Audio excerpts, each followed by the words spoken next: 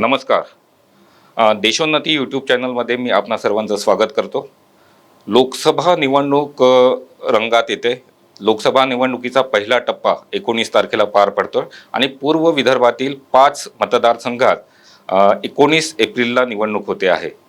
या निवडणुकीच्या निमित्ताने देशोन्नती यूट्यूब चॅनलच्या माध्यमातून विविध पक्षांचे नेते पदाधिकारी यांची मतं आपणापर्यंत पोहोचवण्याचा आम्ही प्रयत्न करत आहोत. याच मालेत आज आपल्यासोबत आहेत भाजपचे प्रदेश प्रवक्ते आणि भाजप प्रदेश कार्यकारिणीचे उपाध्यक्ष ॲडव्होकेट धर्मपाल मेश्राम. मी देशोन्नती स्टुडिओमध्ये त्यांचं स्वागत करतो. सर नमस्कार. आपण देशापासून सुरुवात करूया. देशाचं राजकारण सध्या जसं चालू आहे, देशातील सध्याची राजकीय परिस्थिती ज्या पद्धतीची आहे आणि भाजपचा किंवा पंतप्रधान मोदींचा जो नारा आहे अब की बार 400 पार, तर हा नारा प्रत्यक्षात उतरेल आणि भारतीय जनता पार्टी आणि मित्रपक्ष हे 400च्या पुढे जातील असा विश्वास आपणाला आहे का? 2014 ते आता 2024 या 10 वर्षांच्या कार्यकाळामध्ये या देशाचे लोकप्रिय आणि लाडके प्रधानमंत्री आदरणीय नरेंद्रजी मोदी यांच्या नेतृत्वामध्ये देशाने ज्या पद्धतीचा विकास साधलेला आहे अनेक क्षेत्रांमध्ये, मग ते सामाजिक क्षेत्र असेल, शैक्षणिक असेल, विदेश नीतीचा भाग असेल किंवा छोट्या छोट्या गोष्टी असतील किंवा अर्थनीती असेल, या सर्वार्थाने या सगळ्या क्षेत्रांमध्ये भारत देश खरं तर फार पुढे निघून गेलेला आहे. या देशाच्या इकॉनॉमीचा जर विचार केला मी तर आज 10व्या क्रमांकावर असलेली अर्थव्यवस्था $5 ट्रिलियन लक्ष्य ठेवताना आपण ती 5व्या क्रमांकावर मोदीजींच्या नेतृत्वात या ठिकाणी आलेली आहे. नीती आयोगाचे आकडे असं म्हणतात की 140 करोड लोकसंख्येच्या पैकी 25 करोड लोक आज दारिद्र्य रेषेच्या वर आलेले आहेत. आम्ही सामाजिक दृष्ट्या जर विचार केला तर महिलांच्या आत्मसन्मानाला आम्ही कोणत्याही पद्धतीचं कॉम्प्रोमाइज होऊ दिलेलं नाही. त्यांच्या प्रत्येक घरी स्वच्छ पिण्याचं पाणी देण्याचं काम असेल किंवा त्यांच्या घरी स्वच्छालय असेल, यासह या देशातल्या कोरोना काळापासून 80 करोड जनतेला दर मासिक 5 किलो रेशन पोहोचवण्याचं काम असेल. आपल्या देशामध्ये नागरिकांना देण्यासोबतच जगभरातल्या जवळपास 100 पेक्षा अधिक गरीब देशांना कोरोनाची लस देण्याचं काम असेल. एवढंच नाही तर भारतीय विद्यार्थी विदेशामध्ये अडकलेले असताना रशिया युक्रेनचं युद्ध थांबवून देखील भारतातला विद्यार्थी आणि कामगार सुरक्षित या देशात परत आणण्याचं काम असेल. पाकिस्तानच्या सीमेत जाऊन आतंकवादाचा सफाया करतानाच अभिनंदन सारख्या शूर सैनिकाला भारताच्या भूमीमध्ये सुखरूप परत आणण्याचं काम असेल. मोदीजींनी या देशाला, या 140 करोड लोकसंख्येच्या देशाला एका वेगळ्या पद्धतीची सुरक्षितता दिलेली आहे. मागच्या 10 वर्षाच्या कार्यकाळामध्ये कोणत्याही पद्धतीचा आतंकवादी हल्ला झालेला नाही. सुधारणा म्हणजे किती असाव्यात? 370चं कलम हटवण्यापासून तर ट्रिपल तलाकचा विषय असेल, अशा अनेक विषयांवरती मोदीजी यांनी आक्रमकपणे काम केलेलं आहे आणि त्यामुळे मला असा निश्चित विश्वास आहे की या निवडणुकीमध्ये भारतीय जनता पक्ष 370 जागांवरती निश्चितपणाने विजय प्राप्त होईल आणि आमच्या एनडीए घटक पक्षातल्या मित्रपक्षांना आम्ही जो काही नारा यावेळेला दिलेला आहे तो 400 पारचा आकडा, हा पल्ला आम्ही सहजपणे गाठू असा विश्वास मी आपल्या माध्यमातून आज इथे व्यक्त करतो. भारतीय जनता पार्टीनी गेल्या 10 वर्षात केलेली कामं, एकंदरच पंतप्रधान मोदी यांची नीती, या सर्वांवर आपण प्रकाश टाकला. परंतु यंदाची निवडणूक वेगळी आहे असं सतत विरोधी पक्ष म्हणत आहे. निवडणूक रोखे, कथित मद्य घोटाळा आणि केजरीवालांना अटक, या सर्व प्रकरणाचा फटका यंदाच्या निवडणुकीत भाजपला पडेल असं आपणास वाटत नाही का? मोदीजींनी या सगळ्या निवडणुकांच्या प्रक्रियेला सुरू करण्यापूर्वीच सांगितलं होतं की आम्ही परिवारवाद, भ्रष्टाचार आणि तुष्टीकरण या त्रिसूत्रीचं बिलकुल चालू देणार नाही किंवा आमचं सरकार कोणत्याही पद्धतीनं खपवून घेणार नाही. आणि एवढंच नव्हे तर त्याची निवड देखील करण्याचं स्वातंत्र्य हे या देशातल्या 140 करोड जनतेचं आहे. हे त्यांनी ठरवायचं आहे. आत्ता जर अरविंद केजरीवालांच्या संदर्भाने जर विचार केला तर अरविंद केजरीवालांना ईडीच्या कोठडीमध्ये गेल्यानंतर जर त्यांचे राजकीय वारसदार एवढे आहेत, मग ते राघव चड्डा असतील, आतिशी मर्लेवा असतील, या सगळ्यांना बाजूला सरत किंवा मग त्यांच्या मंत्रिमंडळातले अनेक सहकारी असतील, या सगळ्यांना बाजूला सारत आज त्यांची पत्नी श्रीमती सुनीताजी या आम आदमी पक्षाच्या राजकीय पटलावर उगवल्याचं आज आपल्या सगळ्यांच्या निदर्शनास येत आहे. हाच खरा तर परिवारवाद आहे. एवढं मेरिटोरियस किंवा एवढं मेरिट कथित आम आदमी पक्षामध्ये असताना का गरज पडावी की अरविंद केजरीवालांचं राजकीय भविष्य सुनीताजींच्या माध्यमातून ते पुढे यावं? हे लक्षात घ्या. या ठिकाणचे लालू प्रसाद यादव असतील, मुलायम सिंग यादवांचे सुपुत्र अखिलेशजी असतील, मायावतींचे भाचे नव्यानं बहुजन समाज पक्षाचं नेतृत्व करताना आपल्याला जर दिसत असतील, उद्धव ठाकरेंचे सुपुत्र म्हणजे एवढे सगळे शिवसेनेमधले त्यावेळेला नेते असल्यावर देखील त्यांचे जर पुत्र आदित्य नेतृत्व करण्यासाठी सज्ज झालेले असतील, तर हा जो परिवारवाद आहे तोच खऱ्या अर्थानं मोदीजींनी आणि या देशातल्या जनतेनं देखील तो नाकारलेला आहे. आता जर इलेक्टोरल बॉन्डच्या संदर्भाने तुम्ही विचार करणार असाल तर मला सांगा, 2014 पर्यंतचे जर आपण आकडे पाहिलेत तर हे लक्षात घ्या की जवळपास 2.5 ते 3 हजार करोड रुपयाचा काळा पैसा हा कोणत्या मार्गातून आला आणि कोणाकडे गेला याची कोणतेही आकडेवारी काँग्रेसकडे निश्चितपणानं नाही. आणि आज जरी जो काही आरोप आहे 14 लक्ष रुपयाचा, हा जरी आरोप ग्राह्य धरला किंवा हा आकडा जरी आम्हाला कमी वाटत असला तरी त्यामधला जो काही विषय आहे तो 500 किंवा त्यापेक्षाही जास्त करोड रुपयांचा आहे. जर निवडणुकांमध्ये आम्हाला सुधारणा आणायच्या असतील आणि काळ्या पैशाचे स्तोत्र थांबवत जर या निवडणुका चांगल्या दिशेनं आणि सुचारूपणानं न्यायच्या असतील आणि जगाच्या परिप्रेक्ष्यामध्ये जगात पहिल्या क्रमांकाची लोकशाही असलेल्या देशाचं नाव जर चांगलं ठेवायचं असेल तर आम्हाला निश्चितपणानं सुधारणावादी व्हावंच लागेल. आज देखील माननीय प्रधानमंत्री नरेंद्रजी मोदी यांनी सांगितलेलं आहे की आमच्याकडे काय उपाय आहेत इलेक्टोरल बॉन्डच्या व्यतिरिक्त. ज्या ज्या गोष्टी आवश्यक आहेत सुधारणेच्या आहेत त्या गोष्टींचं अनुपालन, त्यांचं इम्प्लिमेंटेशन, त्याचं एक्झिक्युशन निश्चितपणानं भारतीय जनता पक्षाचं तसंच मत राहील आणि सरकार देखील त्या पद्धतीनं काम करेल. हे लक्षात घ्या की अशा कोणत्याही पद्धतीच्या वावड्या जरी विरोधी पक्षांनी नरेंद्रजी मोदी यांच्या सरकारवर उठवल्या तरी या देशातली सर्वसामान्य जनता ही नरेंद्र मोदीजींच्या पाठीशी आहे. त्यांच्या नेतृत्वाने या देशातल्या जनतेला एका वेगळ्या पद्धतीची भुरळ घातलेली आहे. राऊंड द क्लॉक त्यांचं चाललेलं काम, सार्वजनिक आयुष्यातली एक देखील सुटी न घेता या देशाच्या साठी धडपडणारं त्यांचं नेतृत्व, त्यांची नियत आणि त्यांचं कर्तृत्व, त्यांची नीती आणि त्यांची निर्णय क्षमता, या ज्या गोष्टी आहेत आज या देशाला एका वेगळ्या उंचीवर नेऊन ठेवण्यासाठी पुरेशा आहेत. आणि मला असं वाटतं की या देशातल्या जनतेला देखील हे नेतृत्व भावलेलं आहे आणि म्हणूनच निश्चितपणानं भारतीय जनता पक्ष 400चा आकडा म्हणजे भारतीय जनता पक्ष आणि महायुती 400चा आकडा पार केल्याशिवाय राहणार नाही असा मला विश्वास निश्चितपणानं वाटतो. आपण जरा आता राज्याच्या राजकारणाकडे येऊया. महाराष्ट्रात 5 टप्प्यात निवडणूक होते आणि जवळपास अनेक जागांवर अजूनही युतीचे उमेदवार निश्चित झाले नाही. भाजप की राष्ट्रवादी की शिवसेना असं या सगळ्या गोंधळात उमेदवारी अडकलेली आहे. अशा ठिकाणी उमेदवार जरी निश्चित झाले, पक्ष जरी निश्चित झाला तरी त्या ठिकाणी बंडखोरीला सामोरे जावं लागेल असं आपणास वाटत नाही का?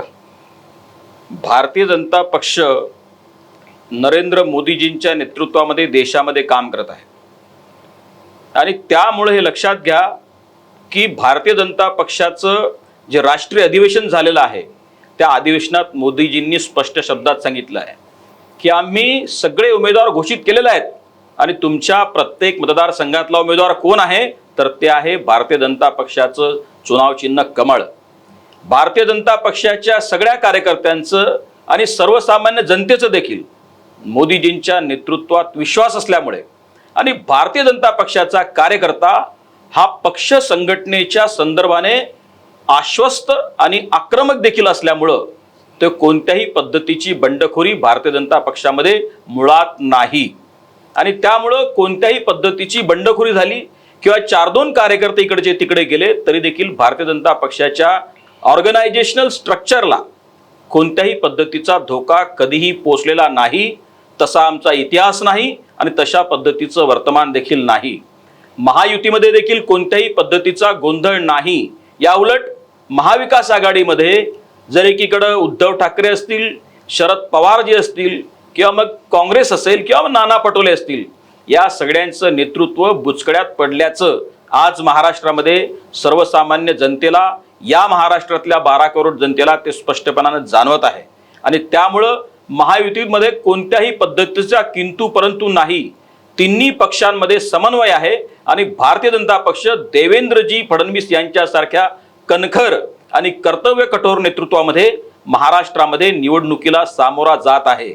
आम्हाला कोणत्याही पद्धतीचा धोका नसून याची चिंता आणि विचार आणि चिंतन देखील करण्याची गरज या उलट महाविकास आघाडीच्या नेतृत्वाला आहे. आम्ही या ठिकाणी आज 48 पैकी 48 जागा जिंकण्याच्या निर्धारानं या निवडणुकीला सामोरं जात आहे आणि मला विश्वास आहे की आमचे प्रदेशाध्यक्ष चंद्रशेखरजी बावनकुळे साहेब असतील किंवा मग आणखी आमचे सगळे नेते असतील, नितीनजी गडकरी साहेब असतील, या सगळ्यांच्या नेतृत्वामध्ये भारतीय जनता पक्ष महाराष्ट्रातल्या सगळ्या जागांवरती सगळ्या जागा काबीज केल्याशिवाय थांबणार नाही. हे देखील मी आपल्याला ठामपणे सांगू शकतो. यावेळेस लोकसभा निवडणुकीत राज्यात भाजपने अनेक विद्यमान खासदारांच्या सिटिंग MP-च्या तिकीट कापलेले आहेत. त्यातले जळगावचे खासदार उन्मेष पाटील हे एक आहेत. त्यांनी आजच उबाठामध्ये प्रवेश केला, शिवबंधन बांधलं.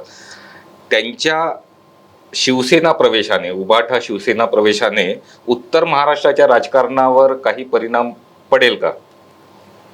मी 2 नेत्यांची 2 उदाहरणं आपल्याला सांगतो. देवेंद्रजी फडणवीस साहेबांनी या संदर्भातलं स्पष्ट शब्दातलं उत्तर दिलेलं आहे की या देशातली, महाराष्ट्रातली जनता ही मोदीजींची आहे, सोबत आहे आणि जोपर्यंत मोदीजींनी ज्या पद्धतीचं नेतृत्व या देशाला आणि राज्याला देखील दिलेलं आहे त्या नेतृत्वाच्याकडे पाहू जाता या राज्यातली जनता देखील मोदीजींच्या सोबतच जाईल.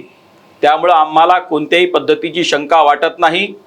हे जरी समजा उन्मेष पाटील जरी आज गेले तरी मागच्या जर 2019ची जर वेळ आम्ही आठवली तर मला वाटते जळगाव मतदारसंघाच्या लोकसभेच्या उमेदवार स्मिताताई वाघ यांना बी फॉर्म मिळाल्यावर देखील पक्षाने आदेश दिल्यानंतर त्यांनी तो बी फॉर्म परत केला आणि त्यांनी उन्मेष पाटील यांचा प्रचार केला.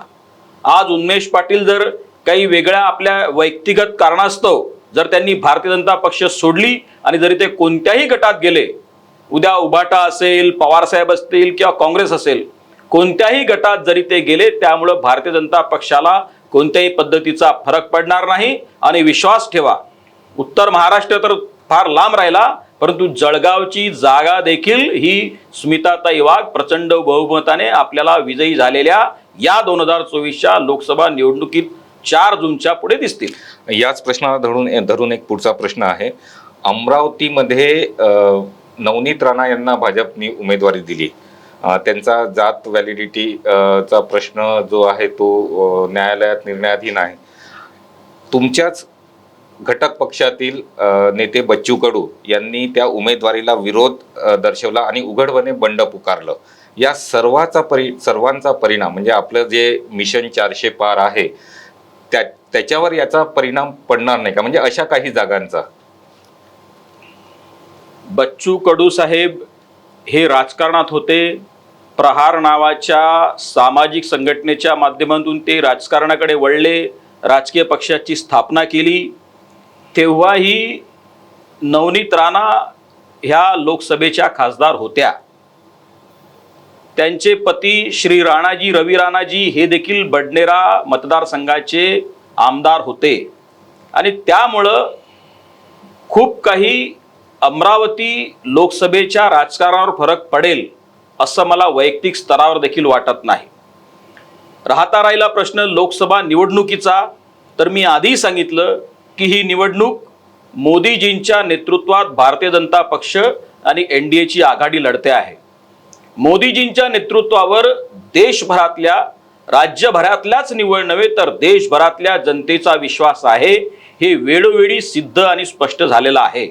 आणि त्यामुळं अमरावती लोकसभा निवडणुकीत देखील भारतीय जनता पक्षाचं बलशाली संघटन हे आता पुन्हा नवनीत राणा सारख्या उमेदवारांच्या पाठीशी भक्कमपणानं उभं असल्यामुळं या निवडणुकीमध्ये मोदीजींच्या नेतृत्वामध्ये नवनीत राणा ह्या देखील तुम्हाला या लोकसभा निवडणुकीमध्ये विजयी झालेल्या दिसतील. आणि बच्चू कडू साहेबांच्या निर्णयाचा खूप काही फटका भारतीय जनता पक्षाला पडेल असं निश्चितपणानं, अत्यंत विनम्रपणे मी सांगू इच्छितो की वाटत नाही.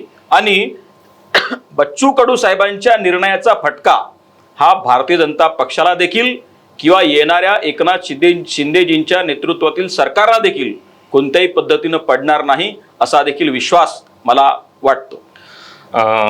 ॲडव्होकेट बाळासाहेब आंबेडकर यांच्या नेतृत्वातील वंचित बहुजन आघाडीनं राज्यात वेगळी चूल मांडली. काही ठिकाणी त्यांनी काँग्रेसच्या उमेदवारांना किंवा राष्ट्रवादीच्या उमेदवारांना पाठिंबा दिला, परंतु बहुतांश ठिकाणी त्यांनी वंचितचे उमेदवार घोषित केलेले आहे. या वंचितच्या भूमिकेचा भाजपला कितपत फायदा होऊ शकतो? कोणाच्या फायद्यामुळं, कोणाच्या तोट्यामुळं भारतीय जनता पक्षाची राजकीय वाटचाल राहिलेली नाही. उलट ज्या बाळासाहेब आंबेडकरांनी महाविकास आघाडीला त्यांच्या आघाडीत त्यांना देखील समाविष्ट करून घ्यावं यासाठी निमंत्रण दिलं, विनवण्या केल्याचं आम्हाला राजकारणात पहिल्यांदा दिसायला लागलं. आणि मग त्यांनीच स्वतः सांगितलं की संजय राऊत यांनी कोणत्या पद्धतीचं पाठीत खंजीर खुपसलं, किंवा नाना पटोले किंवा काँग्रेसचे तत्सम घटक पक्ष त्यांचे वंचित आघाडीच्या नेतृत्वासोबत कोणत्या पद्धतीने वागले ते देखील त्यांनी विविध माध्यमांच्या माध्यमातून त्यांनी लोकांच्या पुढे त्याची मांडणी केलेली आहे. आणि त्यामुळे त्या विषयावर खूप काही बोलावं असं मला निश्चितपणाने वाटत नाही. परंतु जर भारतीय जनता पक्षाचा जर विचार केला तर आम्ही 51% लढाई लढतोय.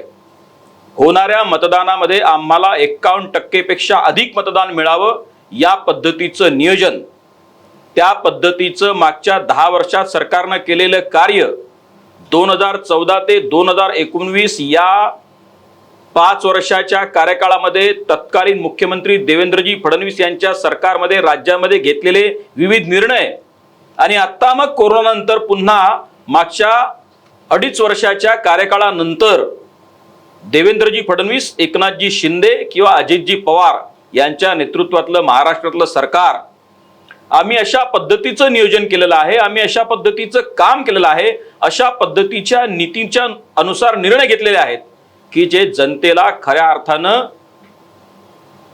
त्यांना जनतेच्या मनामध्ये भारतीय जनता पक्षाच्या प्रतीचा विश्वास बसलेला आहे. आणि त्यामुळं अशा कोणत्याही पद्धतीच्या निर्णयांचा भारतीय जनता पक्षाला नफा किंवा तोटा होत नाही. आम्ही ही लढाई 51%च्या पलीकडे घेऊन गेलेलो आहे.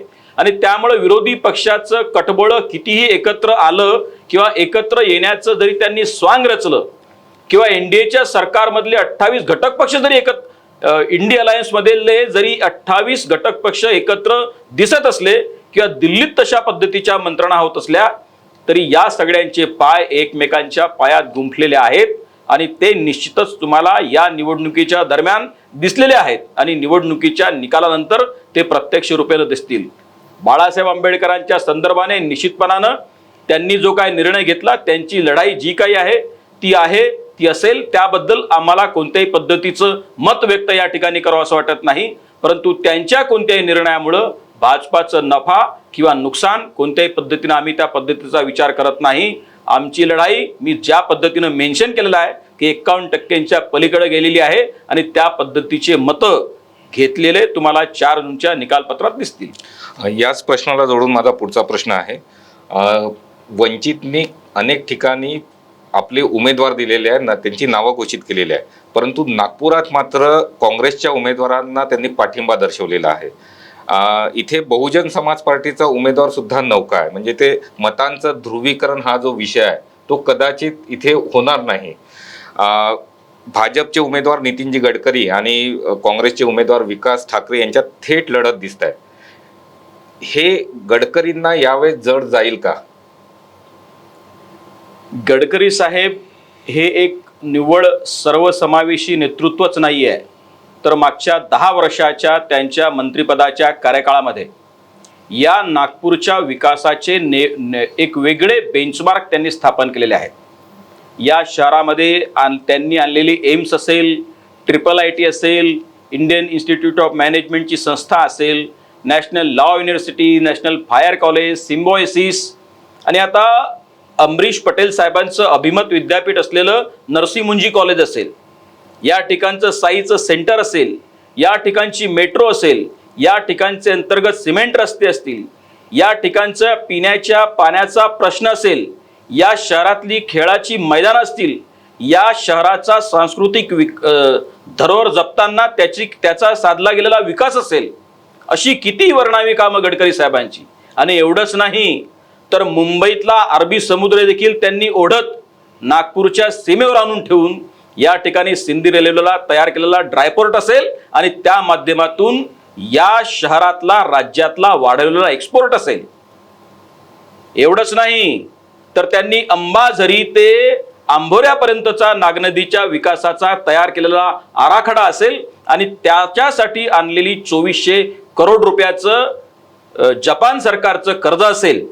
या सगळ्या गोष्टींकडे पाहिलं तर एवढे अचूक निर्णय आणि एवढे दूरदृष्टीचे निर्णय घेणारे नेतृत्व या नागपूरला मिळणे हे नागपूरचं भाग्य आहे. ही निवडणूक गडकरी साहेबांची बहुजन विरुद्ध अगडदन बगडदन अशा पद्धतीची नाही आहे. जाती धर्माची, पंथाची, भाषेची, भूषेची, भोजन पद्धतीची लढाई नाही आहे. ही लढाई एका दूरदृष्टीची लढाई आहे. हे काँग्रेसच्या उमेदवारांना देखील कबूल केलेलं आहे. आणि मागच्या स्वातंत्र्याच्या 75 वर्षाच्या कार्यकाळामध्ये ज्या ज्या लोकांनी नागपूरचं प्रतिनिधित्व केलेलं आहे, अनेकदा प्रतिनिधित्व केल्यावर देखील, अनेकदा मंत्रिपदावर राहिल्यावर देखील ज्यांना नागपूरचा जो विकास साधता आला नाही, त्यांनी नागपूरच्या संदर्भातले कोणतेही विषय उभे करावेत या पद्धतीचं देखील मला वाटत नाही. गडकरी साहेबांनी मिहानच्या माध्यमातून देखील या ठिकाणी बोईंगचे सगळ्या कंपन्यांचे कारखाने असतील आणि आता जे तयार केलेलं एज्युकेशन हब, ट्रान्सपोर्टेशनच्या सगळ्या व्यवस्था आणि आता इमर्ज होऊ पाहिलेलं हे शहर असेल. मला असं वाटतं की गडकरी साहेबांनी निवडणूक एका वेगळ्या उंचीवर नेऊन ठेवलेली आहे. नागपूरचे 22.5 लक्ष मतदार गडकरी साहेबांना मागच्या वेळेला देखील एकूण झालेल्या मतांच्या 56% मतं मिळाली आहेत आणि त्यामुळे कोणत्याही पद्धतीचं बहुजन, जातीवादी, जातीपातीचं, धर्माचं राजकारण या नागपूर शहरानं सहन केलेलं नाही. आणि हेच या 2024च्या निवडणुकीत देखील तुम्हाला दिसेल. बहुजन समाज पक्षाचा कॅन्डिडेट असेल, वंचितचं कोणाला काय समर्थन असेल किंवा आणखी काँग्रेसची सारी गटं एकत्र झालेली दिसली असतील, या सगळ्यांच्या विरुद्ध नागपूर शहराच्या स्वाभिमानाची आणि आत्मसन्मानाची या नागरिकांनी ही उभी केलेली लढाई आहे. मला विश्वास आहे की नागपूर शहरातले हे 22.5 लक्ष आमचे मतदार बंधू भगिनी गडकरी साहेबांच्या कमळ चुनाव चिन्हावरच आपला शिक्का प्रचंड बहुमताने देतील आणि 5 लक्ष मतांच्या फरकानं गडकरी साहेब 4 जूनला तुम्हाला निवडून आलेले दिसतील. एवढंच मला तुमच्या माध्यमातून आज या ठिकाणी सांगायचं आहे. आपला जो लीड संदर्भातला विश्वास आहे त्याची आम्ही सुद्धा तुम्हाला दाद देतो, कारण की गडकरी साहेबांच्या कामाविषयी तुम्हाला आणि जनतेला जो विश्वास आहे तो असाच कायम राहो, ही अपेक्षा आपण करूया. आणि या मुलाखतीच्या शेवटच्या प्रश्नाकडे मी वळतो. एक महत्त्वाचा हा प्रश्न आहे.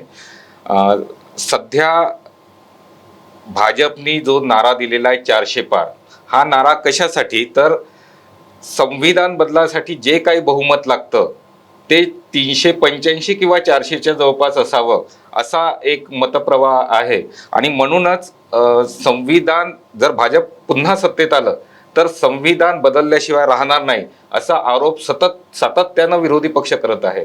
तर या आरोपावर आपलं काय म्हणणं आहे? या देशाची लोकशाही व्यवस्था ही 3 खांबांवरती आहे: कायदेपालिका, न्यायपालिका आणि कार्यपालिका. न्यायालयानं अनेक वेळेला हे स्पष्ट सांगितलेलं आहे की तुम्हाला घटनेमध्ये फार फार तर दुरुस्त्या करता येतील, परंतु घटनेच्या आत्म्याला हात लावता येणार नाही. हे बघा, गोलकनाथ विरुद्ध पंजाब सरकार यातले निवाडे बघा, त्यानंतर केशवानंद भारतीचा निवाडा बघा, यातमध्ये देखील न्यायालयानं स्पष्ट शब्दात तशा पद्धतीचं मत व्यक्त केलेलं आहे. या देशाचं संविधान खरं तर काँग्रेसच्या काळात, विशेषत्वाने इंदिरा गांधींच्या काळात त्याच्याशी छेडछाड केली गेली. अनेक घटना दुरुस्त्या जर तुम्ही मागेडून पाहिल्यात तर आणीबाणी सदृश स्थिती आणण्यापर्यंतच्या सगळ्या घटना बदल, म्हणजे घटनांच्या कलमामध्ये दुरुस्त्या असतील, मग ती 25वी, 26वी, 28वी, 29वी घटना दुरुस्तीचा तुम्ही अभ्यास करा. एवढंच नाही तर हरियाणा सरकारने संजय गांधींना 300 एकर कारच्या कारखान्यासाठी दिलेलं गेलेलं प्रकरण सुप्रीम कोर्टात चर्चेला देखील येऊ नये अशासाठीही जी केलेली गेलेली घटना दुरुस्ती पहा. किंवा मग मी आता जसं सांगितलं, केशवानंद भारतीच्या प्रकरणामध्ये संविधान पीठानं दिलेला निर्णय पहा.